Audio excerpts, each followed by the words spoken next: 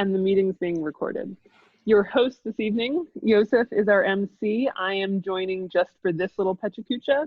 And then also in the meeting, we have the 5 members of the leadership team. And this is where I just pause for an awkward silence. All right, here's where the meat of it comes. We have 5 people presenting today. We're gonna do 3 in a row and then have a little cocktail hour. Everyone is gonna get 10 minutes. So the 6 minutes and 40 seconds is going to be their presentation. And then we're going to have a small room for 1 or 2 questions. And we ask you to leave those in the chat. Our presenters tonight, here they are, and also some ways that you can tag them on social media to give a shout out to their interesting presentations. And I can move some of these handles into the chat so you have easy reference for them. But we're excited that we have people from all over the globe joining today because we're not restricted to just being in DC. Some housekeeping, Yosef is gonna put us all on mute. Please leave any questions in the chat for him. We think the best view to see this is the side-by-side view. We're recording, and then if you can update your name so that in parentheses you have your city and your company, helps us get a sense of where everyone is. For our cocktail quarter hour, we're going to split into some breakout rooms. And I've prepared a cocktail for tonight, and it's kombucha along with some service berries, which is a tree I have in my front yard. So I'm naming tonight's signature cocktail Pecha Kucha Kombucha Service Design Day Cocktail. Okay, service design. We're here because we believe in service design. Birgit Mager, the president, describes it as a collaborative process of researching, envisaging, and then orchestrating experiences that happen over time in multiple touch points. So when we say service design, that is what we mean. This organization is completely volunteer-led. We're in 28 different chapters across the world, lots of experts, lots of opportunities to connect. And we're all here because we passionately believe that service design makes impact. And we are here to professionally collaborate and connect and grow and get excited. So we are gonna make a few pitches you should come join us more officially. A lot of you may be on our meetup, which is how you got to this event. But there are other ways to join the Service Design Network more officially. And one of them is to become a community member, which I've spoken too fast for that one. Our community member is free. This is a new opportunity within SDN. You used to only be able to pay.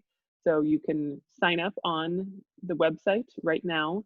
And without having to pay, you get to still be part of newsletters and have a profile on the website, have access to podcasts, and be able to see some of the Touchpoint journal. But if you want to spend some money, this is where the true access comes in, because you get to see all of the Touchpoint journals. Your name is published on the site more officially. You have exclusive access to some events, including discounts to conferences that they host. And the Touchpoint magazine is one of their big things. And it's a great way to have access to case studies, interesting examples, trend reports, and often it is behind a paywall. So having that membership allows easier access to this. And if you're thinking that it's too expensive, well, you can get a 20% discount until June 5th. So in the vein of how can you do good during this time, maybe this is your time to step up and become a member. The global chapter, the global network is financially hurting right now because of COVID-19, and they need some cash flow. So please consider that. One of the other ways they're collecting some money right now is they've launched a special initiative within their SDN Academy, and it's called the Coronavirus Initiative. And you can see some great new lectures and material there. And it's free right now for everyone to access. And there's the request that you could do some donating. Then upcoming events. The global event was supposed to be in October in Copenhagen. That's being postponed until April of 2021. There will be a virtual event in October, but the details are still forthcoming. And these are some exciting events that bring the community together.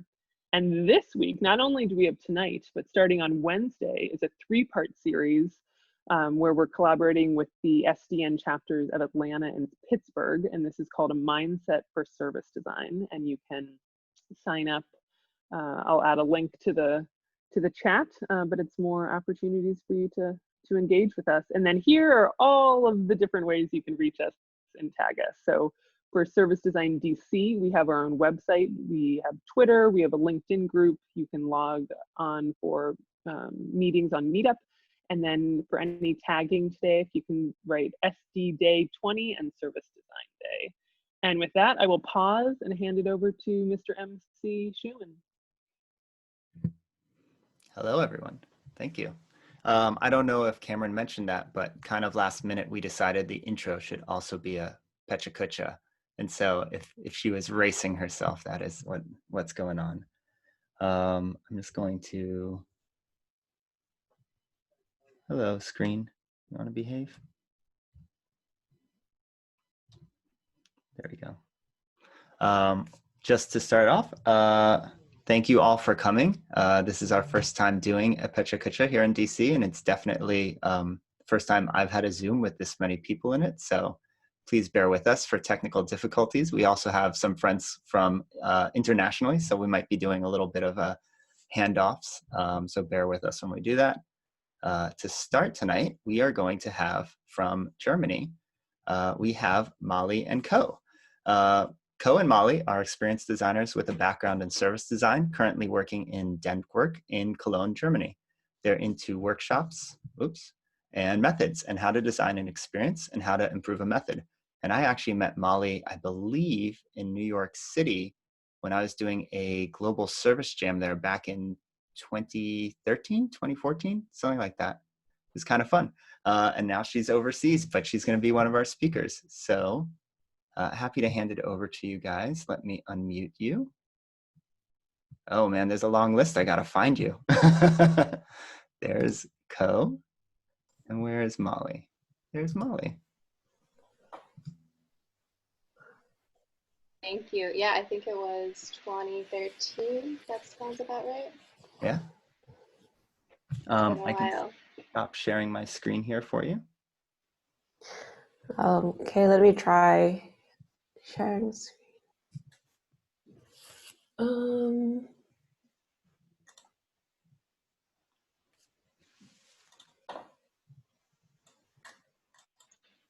Do you see the full screen or do you see my note? I see it is not full screened. It's not full screen. I see all your slides on the left. Interesting. Effects. It's okay. These things happen. Okay, what if I take control? Do you see the next slide or do you see still the same slide? I still see your intro slide. Okay. I know these things are tricky. How should we do this? Oh.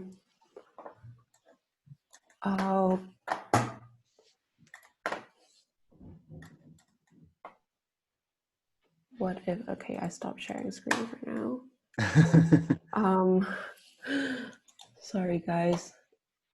We were having this problem earlier with our own slides. Yeah? Yeah. How did you do that then? I played them off a separate computer.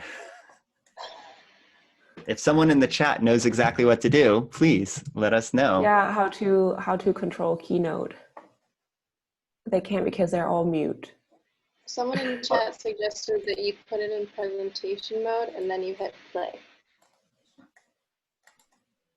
Someone else recommends that you begin the sharing after you've started the presentation, not before. But when I go on presentation mode, I can't see other screen, like it takes over my screen. With your speaker notes or whatever? Yeah, no, but like I cannot go back to Zoom.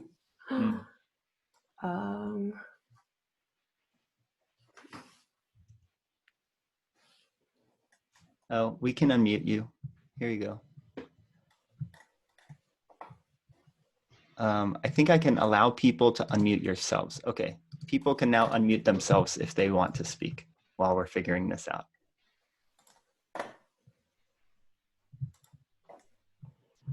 Does anyone else have protests outside their window? If this gets too difficult, of course, Molly, I can host it from my end. Yeah. I have to send you an update. Oh, okay. Wait, let me try something. I do like this suggestion from Carl. Once you hit play, if you can Alt-Tab, you might be able to switch the program. Oh. Yeah. Oh. Alt-Tab. Or I guess for Mac, it might be Command-Tab. Or, you know, Tab. yeah, it's Command-Tab. No. Okay. Well, if you Wow. want to send it to me, I can do it. Yeah, I will send it to you in a moment. Because we have 49 very patient people here. I'm so sorry, you guys. It's okay. I thought it worked when we did the trial, but you know, of course. Yeah, like we wanted to do the keynote because we have some GIF, but I guess we will not see the GIF. Well, I have Keynote. You have keynote? Yeah, of course.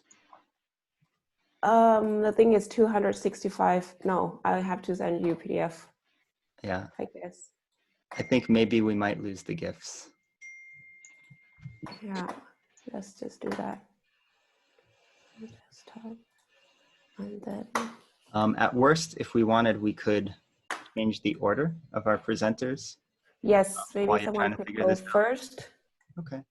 Well, Diana, do you want to present next? I'm happy to. Sure. Okay. Give me 1 second. I'll pull up Thank the you, Diane. presentation. Sure. No problem, Co. Thank you.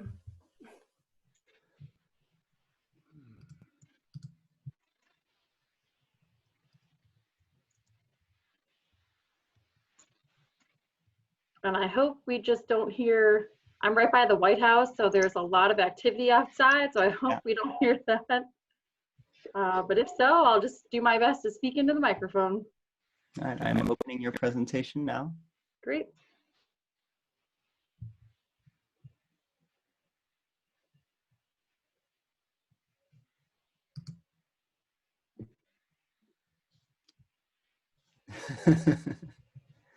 Of course, this is gonna.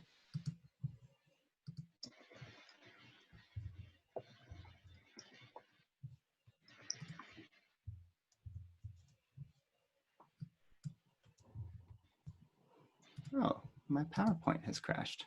That seems convenient. We'll try that again.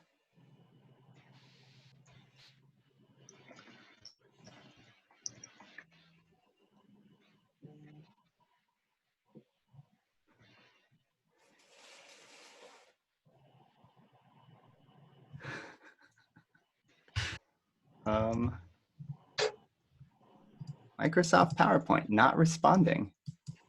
This is really going well. Microsoft error reporting. Thank you. There we go. Recent.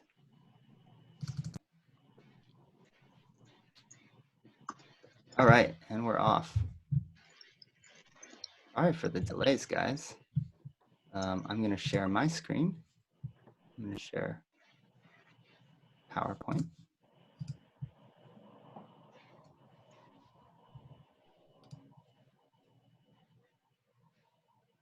All right. Well, Hey! we're gonna hold here for a second while I introduce Diana. Thank you, everyone. Diana is equal parts creative and business strategist with careers to date in stage acting, management consulting, and customer experience. Diana is getting used to sleeping in her own bed, as before the pandemic, she typically spent more than 200 nights a year on the road. But don't feel too badly for her, since when she was staying in luxury hotels with Marriott luxury brands. Diana inspires consistent, excellent customer experience across her hotels. Diana went to Brown University and Darden School of Business and loves Oregon Pinot Noir and an impromptu dance party, which we probably won't have time for because of our technical difficulties, but maybe in the next Kucha. And without further ado, take it away. Great. Well, thank you so much for having me. Have you ever stayed in a luxury hotel suite? The rooms are everything you could dream of. Luxurious fine linens, expansive views, access to the finest things near the location.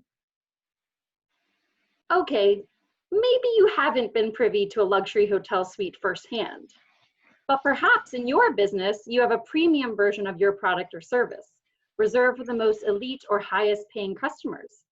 Well, why should they return to buy from you again? What keeps them coming back? And what creates customer loyalty like nothing else? Did you know it takes 5 times as much to attract a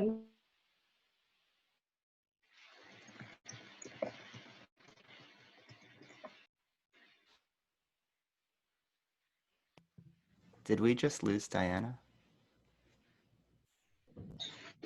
existing? So Yeah, understand what's pause for important me to your too. elite customer. Is it going?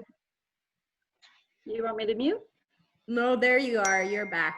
Diana, Oh. you paused. We're going to make a Pecha Kucha exception for you and go back a slide or two. Okay, where If did you I don't- pause? I think we lost you here. Okay. So perhaps you heard me say it takes 5 times as much to attract a new customer as it does to keep an existing one. So understanding what's important to your elite customer is paramount so that they return and spend with you again. Whether personal or professional, I hope this story of Luxury Suite Experience Project inspires you to apply something in your own world. Hello, my name is Diana Jeffrey. I've traveled the globe for the last 7 years, working with leaders to innovate their guest experience. With Marriott, I visited 13 countries, over 50 luxury hotels, and I've read countless guest comments. Here you can see some of the best parts of my job, though. Check out that view. So what influences a guest's decision to book a suite? Looking at all these glamorous pictures, you might think it's all about the looks. Yet a suite is just a room. You might think, we'll give them fluffy pillows, sensuous robes, fine spirits. That will make the guest come and stay. But that's just stuff.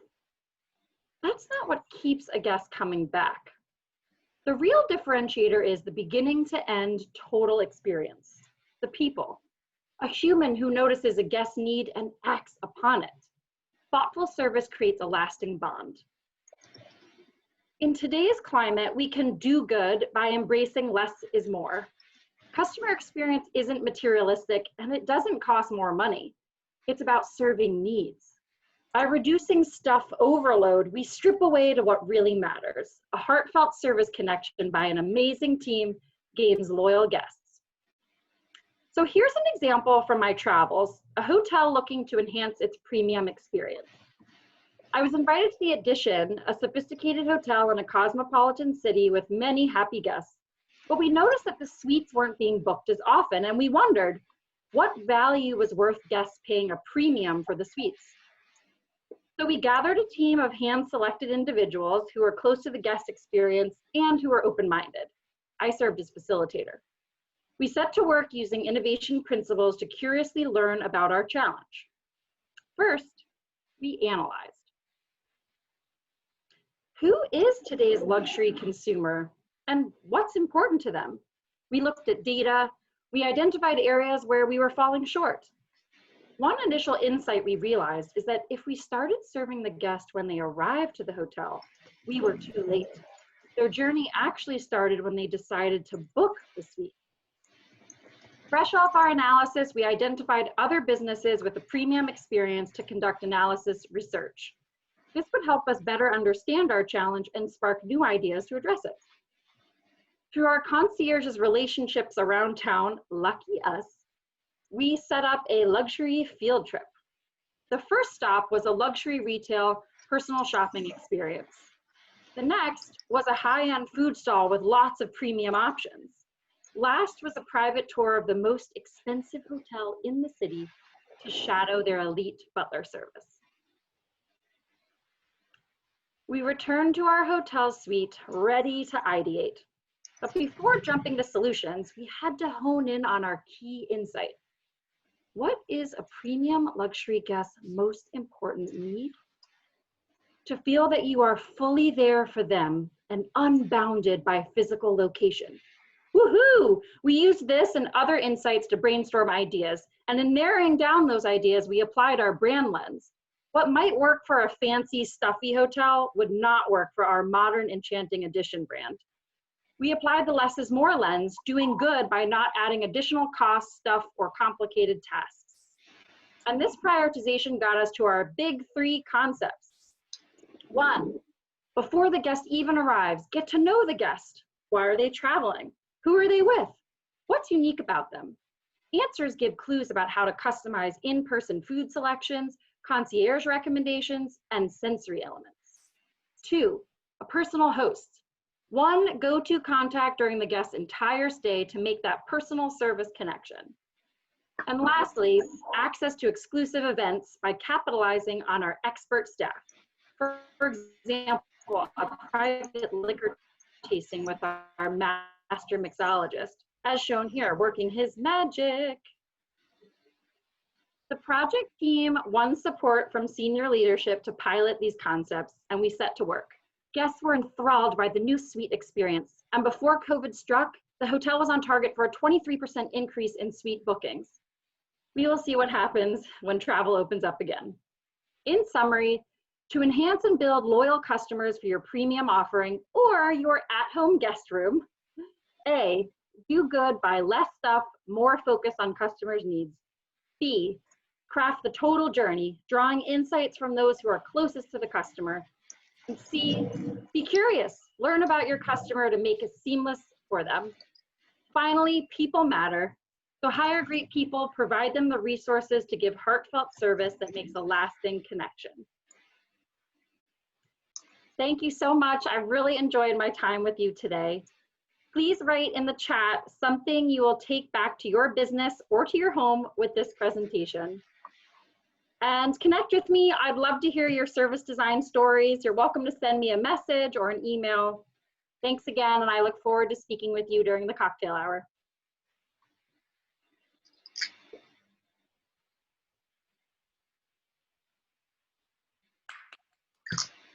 All right. Thank you.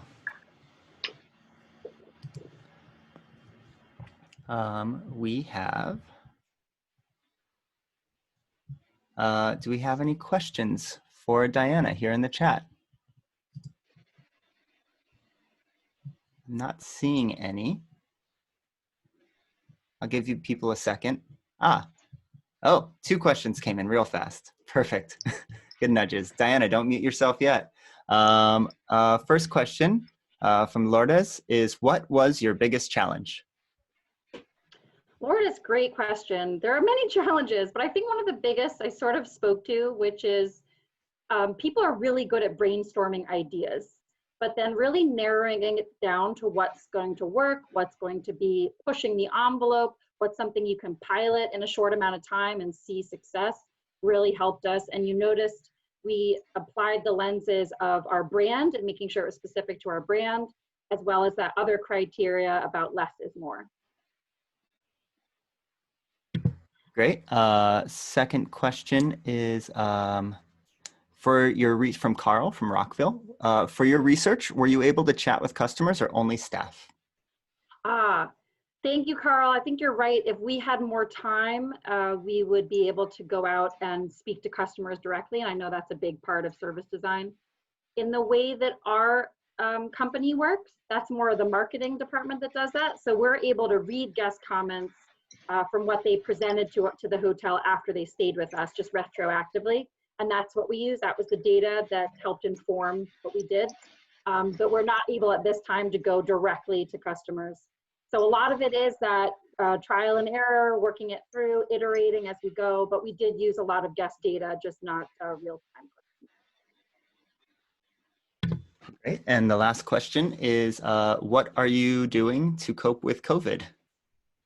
I don't think I meant you personally, but you know. Was that a personal question? Well, I hope that's No, I think it probably had to do with the hotel chain. Oh, thank you so much for asking. As you probably have heard, many of our hotels have closed down, and it's quite sad as many people are out of work or waiting to go back. And many people who work in hospitality, it is their passion to serve others. So it's really hard for them to just be home and not have a place to put their pride and their energy. So we're really hoping, we're seeing some positive movement in the Asian market. We're watching Europe closely to see what's happening there. And we do hope that our hotels will be running full steam again. And I shall say there are many hotels that are still open. There's just much less travel going on. All right, well, thank you so much. Thank you. People can't clap, but maybe you can jazz hands. Yeah, we got lots of jazz hands. Love it. So for those of you who may have joined, we did run into some technical difficulties earlier, so we might be a little bit delayed from our original plan. We might go a few minutes over tonight. No hard feelings if you have to drop, if you have a hard stop. So we did just switch our first and second presenters, but we are now going to hand it over to Molly and Co. You know, for the sake of time, I'm not going to reread their bios. Just remember what I said the last time. Okay, so I'm going to go ahead and share my screen here because they have just recently emailed me their presentation. Is that working for everyone? Yes. Yes, great. I also don't know if preview, because they send it to me as a PDF, will auto advance. So I'm just going to go ahead and do it manually with a timer here. So Molly and Co, are you both unmuted? Yes. Yep. Great. Is this the title slide, or should I hit play No, now, or should I this- skip to the next one before I start? No, this is you say for 20 seconds on this one. Okay. All right. Well, you are off. Go for it. All right. Sorry for the technical difficulties. We're here now and we're introducing Playbase, which is our method. It is something that assists service design in the beginning of the design process. And we had a cool idea of combining role-playing games like D&D, Dungeons and Dragons, with a design workshop. So type in the chat, let us know if you know D&D or you play with it. Holy crap, it's fast. Okay, so Playbase, it is our method. And it's leveraging the fact that play is proven to be good for our brain power. It's how we learn, how we explore, how we relax, and how we connect. And studies show that it allows us to take in novelty and newness, use it to adapt and become more flexible, and have a good time in the process. Right, and role-playing game is proven to be best for getting all these amazing adult education benefits of play and simulation. So role-play is used in therapy, build empathy, and understand other perspectives. And it is more approachable and more structured than the role-play method that we're using in design. So what is a role-playing game exactly? And I'm happy to see that Tim at least knows what we're talking about. So it's a world a story and characters are brought to life. And there's a game master, which is sort of a storytelling or like a workshop facilitator. And they weave your stories together in the course of play. And within the within the rules, players have the freedom to improvise. Their choices and actions shape the game. So yeah, behind the magic and elves and spell casting is actually teamwork and problem solving. In the game, you have a group of characters who adventure together, and each of them has a special role like a healer, a wizard, a tank, a rogue, or yeah, some special power. And the idea is that they provide a unique contribution to the team. But it sounds like what you would need for the workshop, right? So it's not such a stretch. It is design sprints and workshop that we have roles as well. Like you have a decider, you have users, and you have people standing for the business. So in our game, we use this idea of character balance, and we made 5 characters who, when they act together as a team, they can shape the future. So this is our take on systems. Each character represents an element that can contribute to successful innovation. So you've got social responsibility, regulation, business, innovation, and education. And within the game, you're faced with a scenario, and players act and decide what they're going to do according to the scenario. They use a skill. You decide, see if other people want to help you, or if you want to be helped by using a trend card. And then you roll a dice to determine the outcome, what happens with your action. Does it succeed or fail? And the game master would describe the scenario. First, you're introduced to these missions. So this might be a mission that says, hey, delivery drones have gone haywire in the shopping plaza, protect the people and get the drones under control, for example. And in these, the quest is the situation. It's context and it's challenge, and it's what the team needs to explore to learn. So each mission is a chunk learning moment to engage with.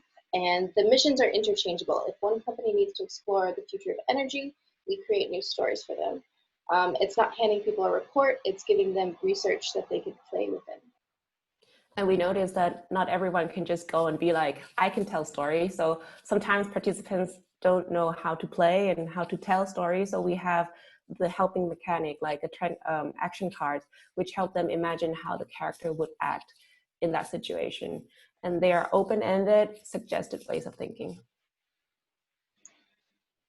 And then we have, in the workshops, trend cards. The trends and facts often get ignored in workshops, and so we want people to use active learning. So we give them a benefit in the game when they leverage the trend, when they can weave it into their story. So it's like they're incentivized to use it. So you're missing the GIF here, but by mixing all these elements together, we build a collaboration we need. Is trend card makes stakeholders more like designers, and characters make designers more like stakeholders. The mechanics allowed us to explore the connections between them and the stories. And we found that play-based meets our needs in 3 ways. It's building upon shared knowledge, teamwork, and allowing space for experiment. These 3 aspects are what's simple and key to building a strong foundation for innovative products and services. And here are some key benefits that we want to extract it for you. Yeah, so what's cool is that games are the chance to enforce desired behaviors. You get to actually set the rules. And what we're enforcing here is collaboration. We're getting people out of their silos, and hopefully people will stop thinking that their expertise is an absolute answer, and they will start building upon each other. And yes, collaboration is important in role-playing game because each is contributing their special power to the team. One may be good at data and one may be good at leveraging policy. The game dynamic is all about working together and contributing, building on each other. And it's pressure-free, so it's not like everyone's competing to have the greatest combination of Post-it notes. It's pressure-free because the success, it's just in the dice. Like, you can say whatever you want and try the craziest thing, but it determines, it's how you roll. It's great when it goes right, and you learn a lot when it goes wrong. And most importantly, it's not you. And it is engaging, and not only because it is fun and improvising, but also because you're building your own character and you're building your own story. So you step into someone's shoes, someone's situation, and you get to know them better. And finally, it's storytelling. And actively telling a story makes it more memorable, and it induces empathy. And storytelling leverages abstraction. It's a way to sneak in knowledge as well. So people love Star Wars because of the story, but they never stop to think that they've just received a crash course in Fascism 101. And to be honest, it's a kind of complicated method. It's hard to create, and it's not a golden hammer. It's not right for every situation or team, but it is really fun and really rewarding to do with people. And I hope you are inspired by it, or at least try a game in your free time. And thank you so much. Thank you. Thank you. So we have a few questions here. That was great. I don't know if you can see jazz hands, but we'll get some jazz hands in there. Thank you. We have 2 questions. We probably have one more person could probably ask a question and get it in. So both questions have to do with the missions.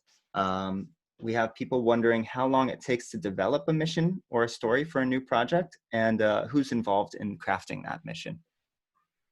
Yeah, so it's a process, like that's one design process of its own. We involve anyone who's so for example, we have this idea of doing a Scrum setting so that people in the Scrum team could learn how to do Scrum, and that we would involve like Scrum Master, developers, and so on to see how the Scrum setting in that firm looks like. And they would contribute into the stories and like what situation they want to explore. Mm-hmm. Yeah, I would say it can take a fair amount of time to kind of synthesize all of the research that you do, depending on what the topic is. And that can involve many different things, like interviewing people or desk research. Kind of combining it all together and figure out what it's like when you're preparing a research brief, mm-hmm. like what information do you want people, what do you want to stick? Mm-hmm. And so that's what goes into the mission. Yeah, how much, like we have one set that is called Smart City, which we which we hope that it could fit to like different businesses, because at some point you will all have to deal with smart devices, smart products, and like data collection. But also like how much do you deviate it from the original one that we have? Also, I think maybe we get like a brief that is not so much deviated from the original mission that we have, and so that would not take so much time. Mm-hmm. Great, thank you so much. And just so you know, you've sparked in the chat, there seem to be quite a few people interested in D&D in general. So if you ever want to do an intro just to that, it seems like you have some nibbles already. Thank you. Yeah, I think everybody should absolutely get into it, and don't just do the intro, like start a game, get into a game. All right, It works online, socially distant. Perfect. Yeah. All right. Thank you so much. We will be moving on to our third presenter before we take our happy quarter hour break to socialize with each other a little bit, because I think we're up to, I've never seen 2 pages, but I've definitely never seen 3 pages of Zoom scrollable faces. So this is amazing. Thank you everyone for coming out. Our third presenter is Dr. Floor Blindenbach.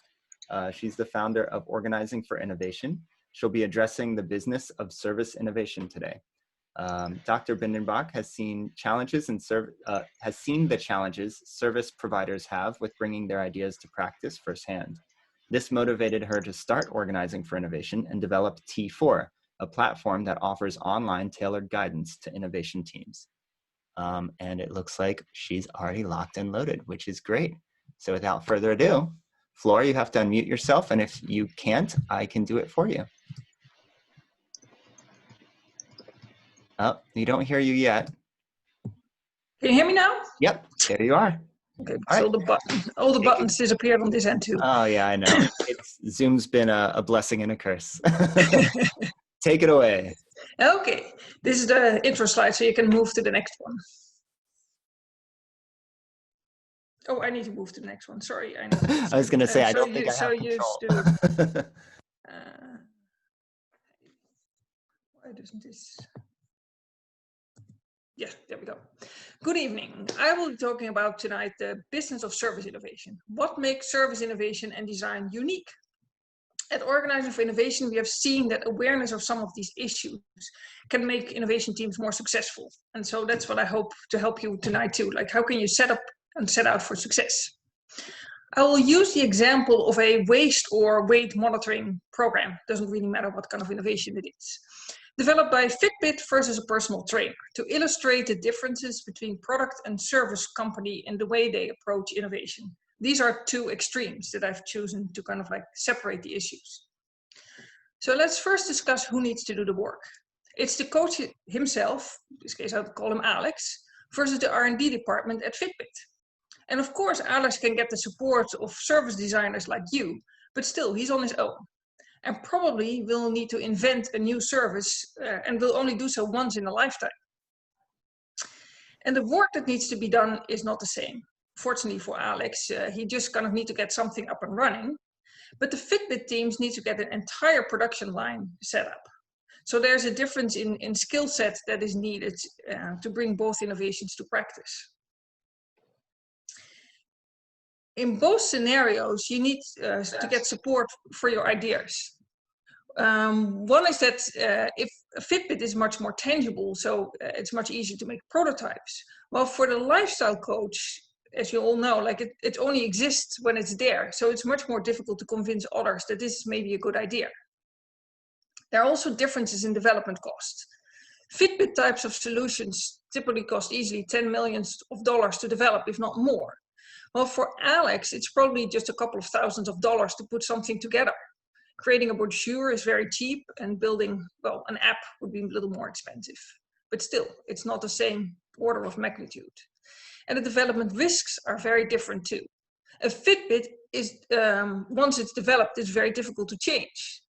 But Alex can easily make twists and tweaks to his trainer program. So he has much more flexibility and can make changes based on service and customer feedback. The Fitbit can protect their $1 million investment with a patent. However, Alex has no way to protect his investment. Upon success, he will be copied because it's easy to copy these kind of programs and offer something similar if you are other personal trainer. And a Fitbit can easily be scaled to $1 billion venture if there is demand, but Alex only has 24 hours a day. He can train others, but he will never really be able to reach billions of users. So even if he franchises his new service or new program, there are only so many people he can reach. So the innovation challenges and the processes are very different. And even though new services are easier to develop, they're difficult to protect and scale. And with limited potential to generate a positive financial return on investment, it is typically less attractive for investors. But not all the same services are the same either. So let's now compare two services, the development of a COVID-19 safe distant hair cutter. And compare the hair cuttery versus my stylist, Joyce. So if my sons go to the hair cuttery because for a cheap cut. And they really don't care who cuts them. Well, I go to the hair salon because of Joyce. I love her, we have a bond. I think she has changed 3 times salons by now, and every time I switched with her. So clients who go to the hair cuttery go there because they have a relationship with the company. My sons don't care which location they take here in Vienna, they just go because what they want to do, where they want to go. But I have a relationship with Joyce, and I'm loyal to her, not to the salon she belongs to.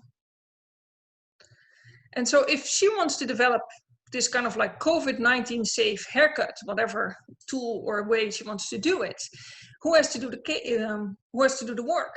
Headquarters for the hair cuttery. But Joyce is on her own. She has in-depth knowledge of the problem, but no experience in service design or innovation. And the risks are very different too. It's a big investment for the hair cuttery with their reputation and everything at stake. While Joyce can create a do-it-yourself solution, kind of like cobble it together and try it out on me and see if it works and adjust if needed.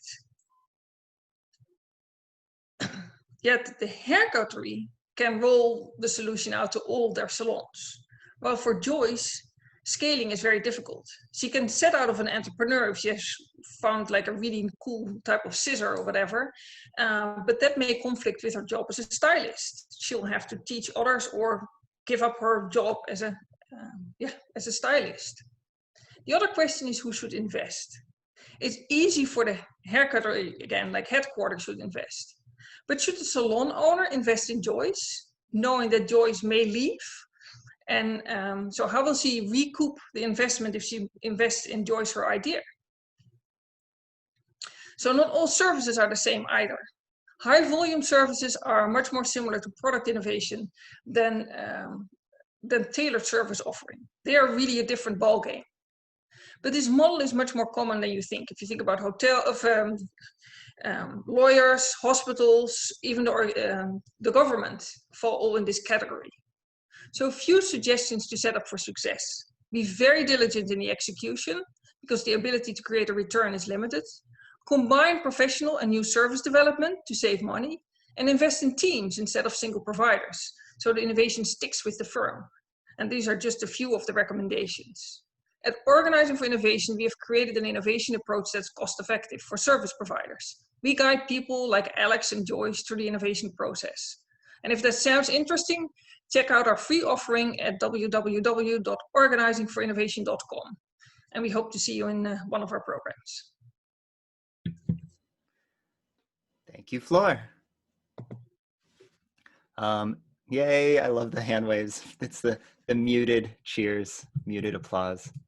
If anyone has questions, please, for Floor, please throw them in the comments. Or are you all just really thirsty and ready for a break? Yeah, we might all be ready for our cocktails and mocktails. I'll give it a few more seconds to see if someone is typing something in that they have a chance to.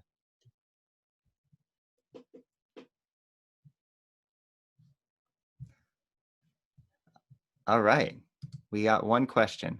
Oh, we got two questions. All right, we'll bring them out. First, you can probably see them yourself, but for those who aren't following the chat visually, do you find many small business types interested in service design or innovation?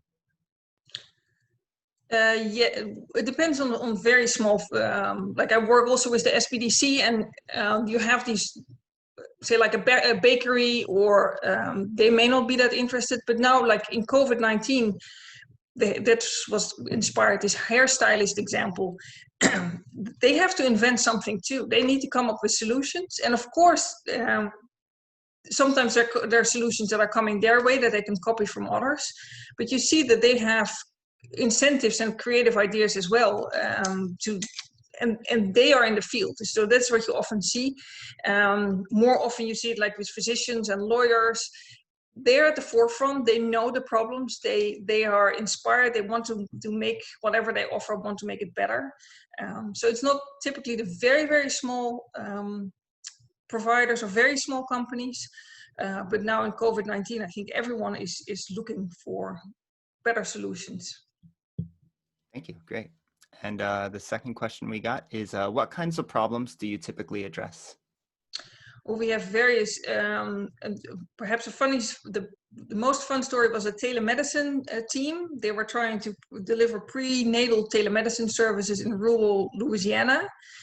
And they had difficulty in convincing everyone in the chains to convert. And then COVID-19 came, and they scaled from 250 visits a year to 250 visits a day.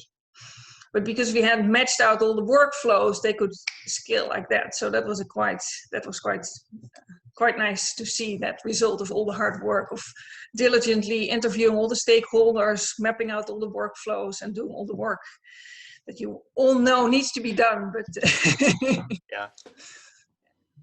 All right. Well, thank you so much, Floor. So next, we are going to, well, we kind of have approximately a 15-minute break before the next speaker. But what we're going to do, first of all, if anyone, if you need to go refill your drink or respond to an email or, take care of anything, now's a great time to do it, because our first breakout room is going to be slightly longer. So for people who need to run away for a few minutes, you can still join your room. But we're not going to make other people in your room wait for you. So I'm going to break everyone out into rooms of 5. And I think I can do this. Assign 45 participants into 9 different rooms. Oh, this is going to be fun. So we're going to do this actually I'll set a timer, and we're going to kind of do 2 different sessions. So you'll get to talk to different people. So each one will be about 5 minutes. The first one will be a little longer, just in case people need to go grab a drink or something. If you have any questions, I don't know how it works. You should be able to still access the chat, but if not, you can always, message us directly or email us. So we're going to break people out now. See you on the other side of a happy quarter hour. Open all rooms.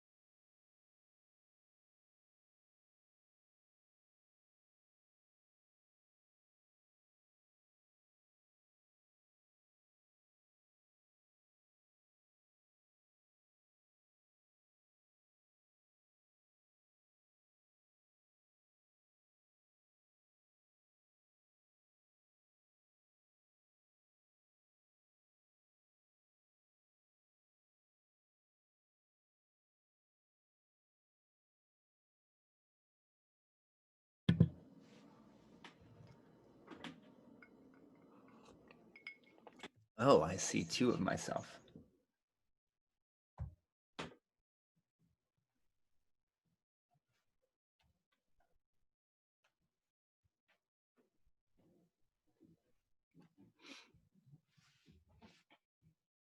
Well, welcome back. Everyone should be popped back in here in the next 5 seconds.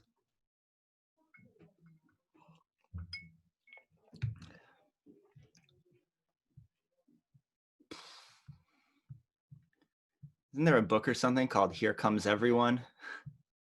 It's what it feels like when the rooms close. All right, I'm going to wait for a few more names to pop in here. It looks like we are at 38 participants, and we are going to start happy quarter hour part 2. This time I'll time it because last time I went off and made myself a drink and forgot to set the timer. So what was that? Was that about 8 minutes, I think, I hope? Yeah, something like that. All right, so we'll do 5 more minutes. You'll get a room with new people. Hopefully people who have their cameras on or have audio and you're not in a room screaming into the void by yourself. I'm gonna go ahead and do it.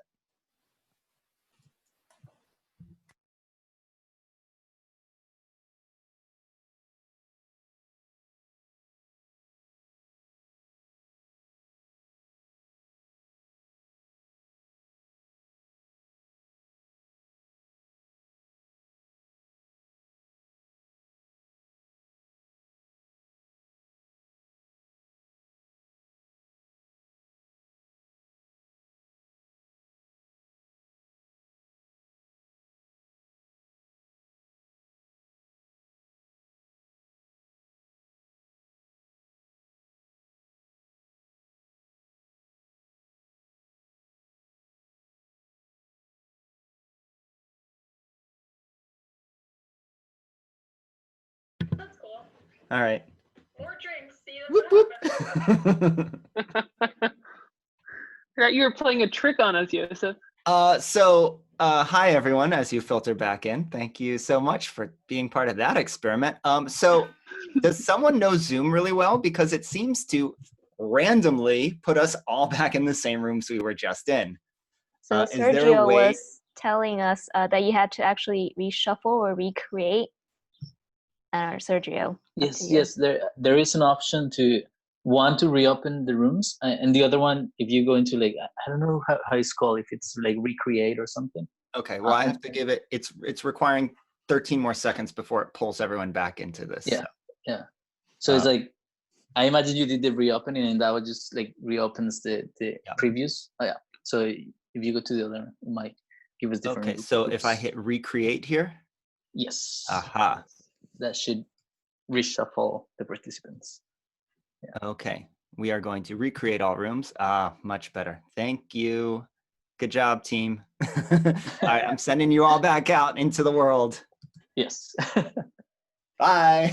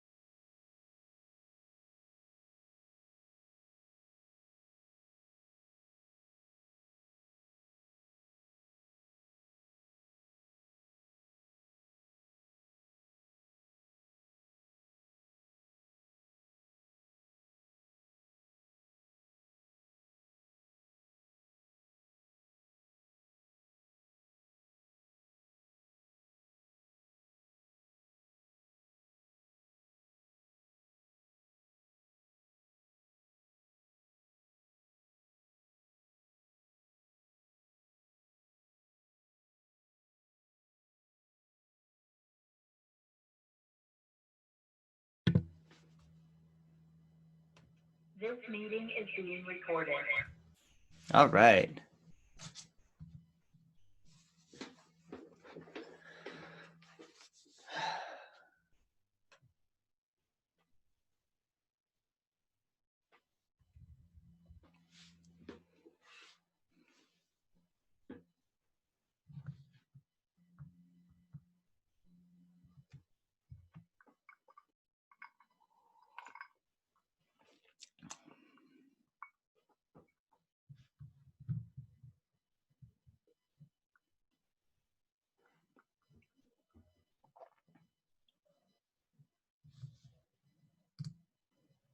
All right, and welcome back. So many wonderful faces. Thank you so much. I hope you had a great time. If you've got a drink, cheers. Cameron with her service berries, how appropriate. By the way, I don't know if you guys saw it earlier, the, what did she call it? The Pecha, Kucha, kombucha. I don't know. You're all muted, so no one will laugh at you, but you should definitely try saying that 5 times fast. I did and failed miserably. I thought that was pretty inspired. I might have thought of that in a stray moment, but Pecha, Kucha, kombucha. Yeah, I heard it, yeah. Well, Tim, thank you for unmuting yourself because Tim is our next presenter. I have a intro for him though first, so I'm going to look over here. Tim Shaw is Director of User Experience Design at Forum One, a nearly 25-year-old. Oh, he started sharing and it made my notes run away. Oh no, I'm sorry. It's okay. I just need, no, it's fine. There you go. I just have to Command Tab myself back over to my window. Okay. 25-year-old digital agency helping issue-focused organizations increase positive impact in the world. In his time there, he's worked with many clients on a range of issues and is most excited right now about, in addition to the project you'll hear about here, ongoing data visualization projects with NTI, the US Department of Education, and NYU's City Health Dashboard and Data-Informed Design at the General Services Administration, and at the same US Department of Education project. He is also proud of helping build a vibrant design practice at Forum One and helping grow the careers of many colleagues past and present. He's an enthusiastic philosophy major from Bates College and has an MBA from Columbia Business School. Without further ado, I will say I saw this presentation earlier and it wicked speaks, impressed now. It speaks true to my heart because the issue that he is trying to solve here is one that I've had in my own projects with clients. So without further ado, take it away, Tim. All right, can you see my screen okay? Looking good. Okay.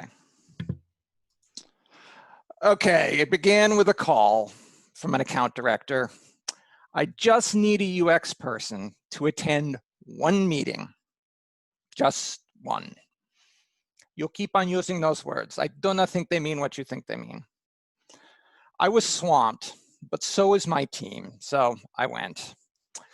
Actually, the end client through our prime TMSC was really interesting. The Office of Head Start, the government agency that promotes school readiness for underprivileged children by funding local organizations that provide education, health, social services, those kinds of things. Likewise, the topic was really cool, the OHS complaint service. Anyone involved with a Head Start facility who experiences something that they see as wrong can submit a complaint directly to OHS. It's an important part of the agency's oversight work and touches on many in the organization. So the service was strategically important and OHS saw it as underperforming. Cool. They wanted to help thinking about it holistically, true service design. So yeah, it was way more than just one meeting and I had no time. But why didn't he tell me it was such an interesting project? So we put on our experienced Pirate Roberts masks and started doing research. Senior stakeholder interviews, usability testing on the web interface, discussions with on-the-ground OHS staff, and some conversations with grantees.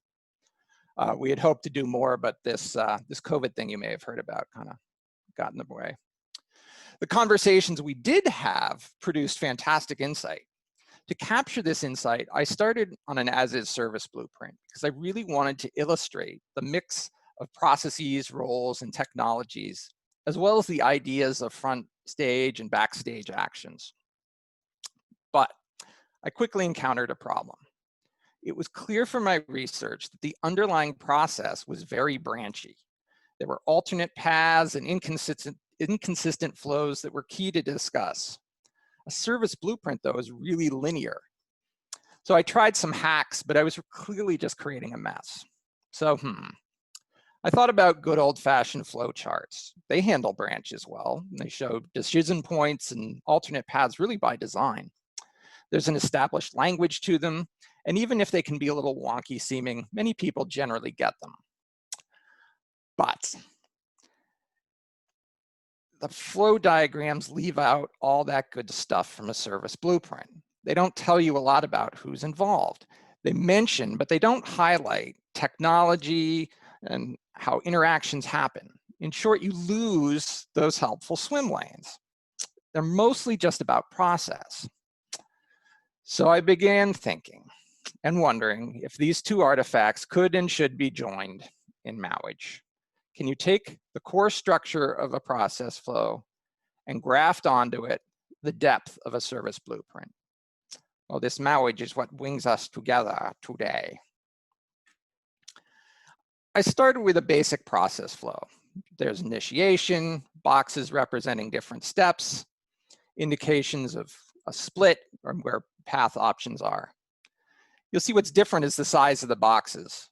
I asked them to do more than just hold a brief label.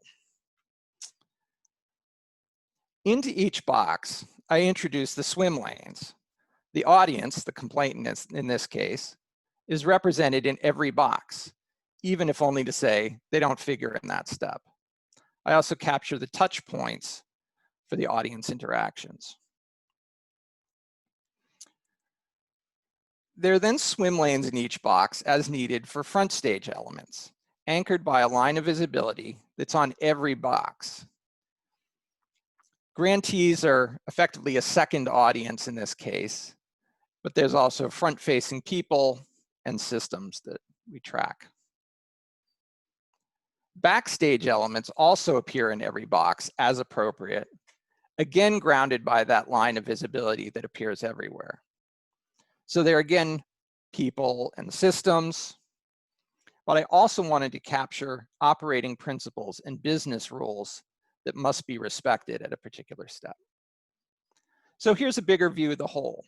You can see how the audience, the complainants, is sometimes involved, sometimes not. There are multiple paths with different kinds of actions and multiple layers of people and systems. On this foundation then, I overlaid indicators for places our research had identified issues or inconsistencies or things we'd like to know more about. We'd also front-loaded the web work so we could show where existing recommendations fit in the totality of a solution. So the resulting diagram provides lots of information, but the interviews gave deeper, richer feedback that fleshed out the stories. They gave emotional weight. We captured this insight in a companion deck where we could highlight quotes like this, well, sort of like this. Happily, in the big review meeting we had with senior stakeholders, participants seemed to be able to see the whole and find themselves in the diagram. The most senior stakeholders' immediate response was, "This seems fixable." She saw problems and solutions in it. So we're now using the tool to prioritize solutions workshops. Seeing the connections between steps helps identify points of leverage or areas needing change, but we can also tell who needs to be involved or have serious buy-in for any changes. So there's more to be learned about how using this tool will go, how it might work in other contexts, how it might scale, how to produce it more easily. I use Sketch. But for now, the process flow, the service blueprint, it's WAV, twoo WAV.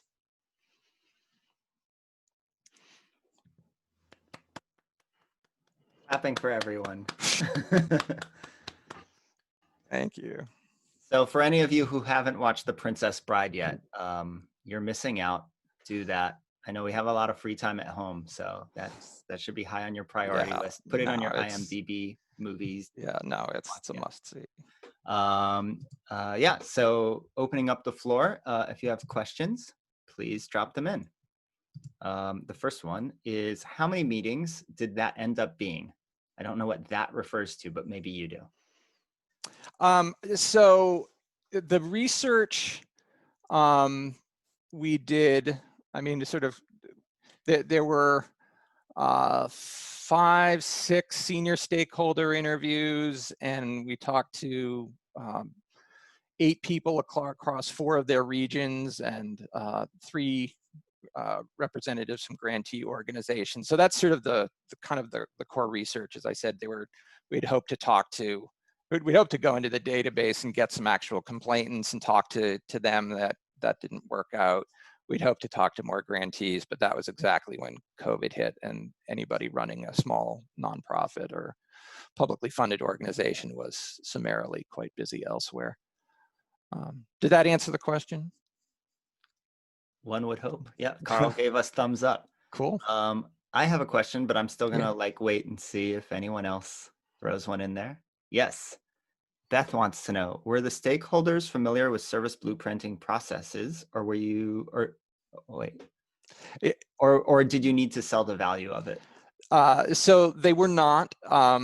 They actually sort of got in touch with us originally because they said we need somebody to do a human-centered design project. That was it. They said, like, nothing about customer experience, service design, user experience, like none of that. It was so they were pretty open to kind of what process that we put forward. So I didn't have to sell per se, but that said, I did the sort of the deck I referenced makes a decent effort to go into kind of why we chose this effort, and that was actually kind of the Kickstarter for this presentation. Is I was able to kind of pull some of the core messaging there. We have a question. How did you develop the principal or business roles? Yeah, so that was coming out of the research. I looked at where somebody had said, you know, we always try to do this, or we want to make sure this is the case. And I just started capturing those. And I had enough of a collection that I realized that's kind of what was being talked about. And so I realized that was a swim lane that I wanted to introduce, really as a reaction to what I was hearing in the research and needing to capture that input somehow.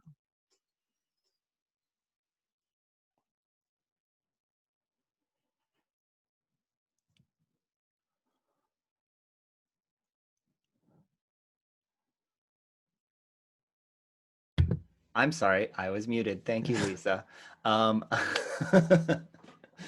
Oh, Zoom. Do you have any ideas as to what might be in a future version of this tool? Have you already run into barriers with this one yet? The short answer is no. I haven't taken it far enough to hit that inevitable point. So I don't know what we will, what we'll run into, what we'll do from here. I'm hoping to, I am planning to write a blog post about this thus far, in case other people want to, sort of play with it and see what happens. Thank you. We do have a few more questions, but I think we're going to move on to our next speaker. So Tim, if you have the time, please go through and answer those either in the chat or in the future. Some of them look like kind of interesting. There's also a link from N, so might be worth a click. The Princess Bride, the part where they say the marriage. Well, then definitely everyone should click that. Okay, but not until after this Pecha Kucha. All right, so our last speaker of the night. Thank you, Tim, by the way. Woo! All right, our last speaker of the night, Lourdes and Nicole. They are co-founders of Design Impact in Peru. They both work in innovation-related projects. Nicole is an independent strategic designer now working for an education venture called Colectivo 23, while Lourdes is a partner with Beta Design Studio, the first design firm led by women in Peru. So without further ado, we're going to learn about Design Impact Peru. Thank you so much. Thank you. Do you see my screen? Thank you. Yes. Yep, you're I good. see it. Okay. Can you hear both of us? Yep. Yeah, perfect. Great. So when women get together, magic happens. We as Design Impact Peru are merging the power of building women-led professional communities with the power we all know design has. And in this presentation, we're going to show you all the magic that has been happening in our growing community here in Lima, Peru. But first, why women and why design? We all know that gender inequality is part of the UN Sustainable Development Goals. So this means it's a worldwide issue. And Lourdes and I, as Peruvians, are trying to tackle and address this issue through our professional field. So in Peru and in our field, numbers can be hard and frustrating. Less than 10% of company boards include women, and inside the company's organizations, less than 30% of leadership roles are led by women.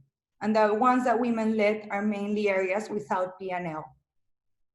So the gender gap in Peru is very high, and we are done with stereotypes. We don't want to hear the idea that women take care and men take charge. We want to transform our role, starting on a corporate and on a personal level, boosting confidence and inspiring each other. This is one of the main cores of Design Impact.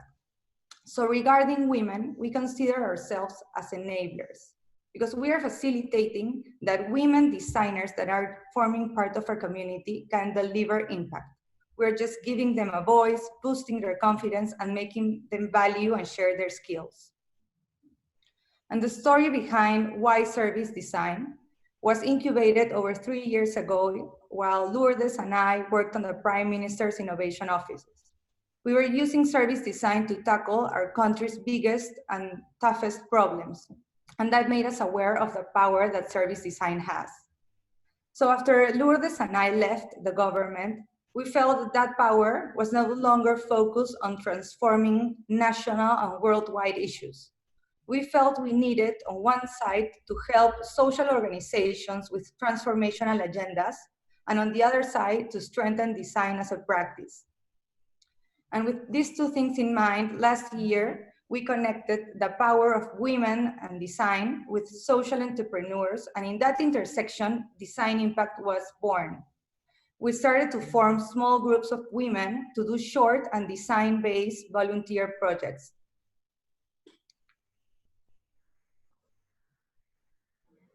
This is our first project team.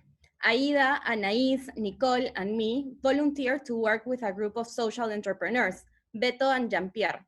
They help people who stammer with their project Mi Habla, Mi Tiempo, which translates to My Time, My Talk.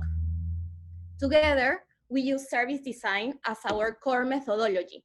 And after weeks of hands-on research, we discovered our main challenge was to figure out how might we improve well-being spaces for people who stammer. From repeatedly ideating, prototyping, and testing, we learned gamification is key. Education is a must. Tips are valued. Inspirational stories give hope. But most important of all, stammering is love. You can see the impact we started creating in the well-being spaces themselves, where the experience transformed from a passive one to an active one, having as a priority sharing and talking in a safe, friendly, and fun space. My Talk, My Time went from having one well-being platform to having 3, having 8 attendants to having 56, hosting well-being spaces 1 per month to 12 per month, and involving people from only 1 country to creating impact to more than 3 countries in Latin America.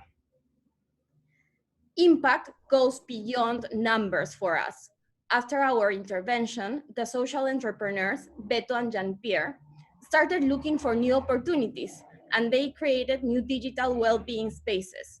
Their mindset had changed. And ours too. We also adapted to a new digital reality as we launched our website to reach more volunteers and social entrepreneurs in a quarantine context. We transformed a situation that at the beginning was a challenge to a one-of-a-kind opportunity. And the result was amazing. Right now, we are working with 2 new groups of volunteers and social entrepreneurs. On one side, we have Simba, who uses recycling as a way of creating a circle economy, while Heroínas Peruanas empowers kids through educational content focused in Power Peruvian Women. Now we have more than 10 organizations who are waiting to work with us. This lets us create a positive impact in other UN Sustainable Development Goals. So everything is having this like popcorn effect. Everything is growing really, really fast. And as we scale, we need to impact more localities outside Peru without every project depending on us. And how can we do it? We believe the answer is to create a design impact activation toolkit so women can start and lead a design impact chapter anywhere in the world. Right now, we have enabled a woman in design community of more than 100 volunteers. We meet with them monthly to share our experiences and knowledge to close the gender gap in Peru. So this is Design Impact Peru. We believe everyone can be a change maker. If you are a woman designer interested in becoming a volunteer, or a social entrepreneur looking for ways of increasing your impact, you can contact us. We will be more than happy to talk with you. Thank you. Yay. Very nice, very, very nice. Thank you. Please, questions in the comments.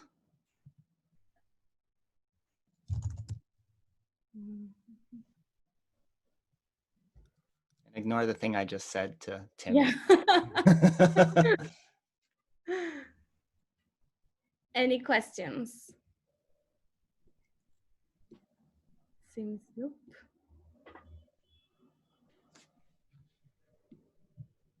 Nothing yet. We have a question. And there's the question mark. Oh, wait. Oh, 3 questions came in real fast. All right, well, in order, how do people find out about your service and what kind of volunteers are you looking for? Okay, I can start with that and then Lourdes can help me with the others. So we started as like among connections. We started contacting women that we knew that were working on service design, and it started to spread. They started to call other people from their jobs, from their network, and it was like a community that was growing organically. They were like letting each other know that there was an opportunity to help other social organizations, and they started to call each other. So it was like, we didn't even plan that impact, it just happened. And how do people find out about your service? I think that's something that we're starting to do. We're starting to do it a little bit more structured. We designed a web, as Lourdes shared with you, and we're starting to do these monthly meetings to connect with more people. But it started out organically, as I said. And the type of volunteers we're looking, so our community is women-based volunteers with 3 things. Experience on service design. We don't want people that are coming to learn. We are connecting people that already have like a basis of service design. The second thing is women that are like searching for social causes, that are like driven to participate and on different initiatives and movement. And the third thing that is really, really important is women that want to take impact, that want to really do something. not only to send money or share on some spots of the whole process, but to really commit their time for 2.5 months. That is how long a project takes.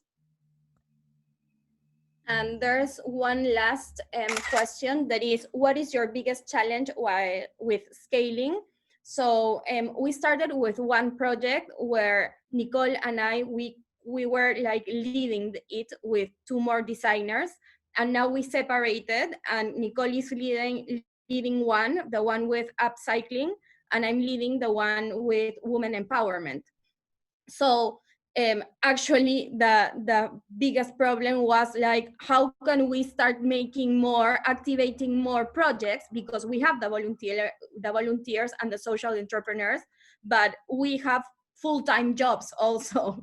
So that's when talking to different people that are just like coming and knocking to our doors, like, how can I help? We figured out that we have to create a toolkit. So right now we have 2 more volunteers that are like a part of the internal, like the back office team, and we're working with them and contributing with different people, like for example, Amazon Paris, to know different ways in which this toolkit can be created as an MVP, and that it gives women independence, so they can actually start a chapter in different countries or places in the world. Like an onboarding process, so that they can go on their own. Well, right. Well, thank you. I like that I get to be the voice of the community. I just get to tell you how the community feels. Everyone loved it. Best talk. I think that's all we have for the evening. I guess we didn't really talk about this too much, but do either of SDNDC co-founders have anything they want to say before we close? Lisa or Aza? No? Anything from the community?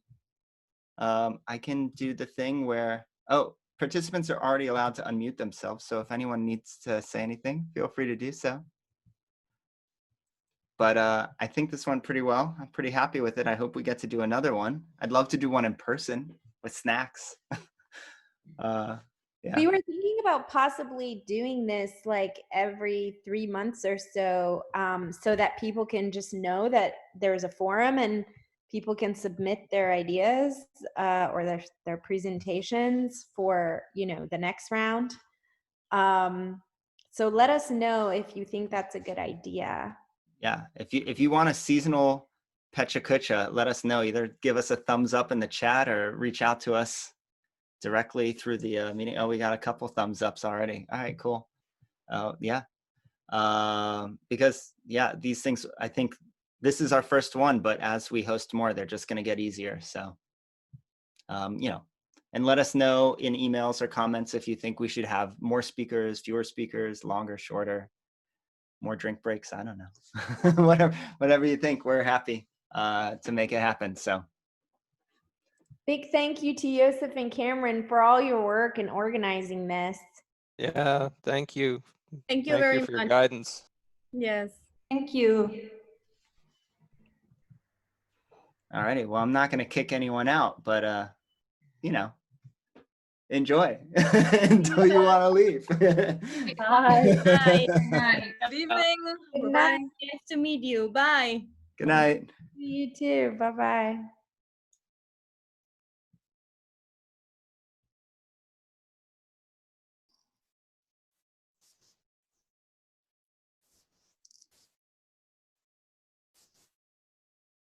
Joseph, that was really good, man. Very nice, very well done. Avi! Hey, man. I'm sorry, I'm having a bad hair day, and that's the reason why I'm not putting up my camera. Everyone with Corona has a bad hair day. Oh, yeah, right. Yeah. It's been a while. We should talk over the weekend or something. Yeah. Find time. I mean, It's been a long time. Hold on one second. I want to kill this guy. Leave meeting. Yeah. Yeah, I mean, I'm not working right now, so I'm just around. I'm happy to chat some evening. Sure, absolutely. Oh, you're not working right now? No, I actually left my job at the end of, oh, this is funny. This is all being recorded. Can I just, hold on, let me see if Oh I can my end the recording.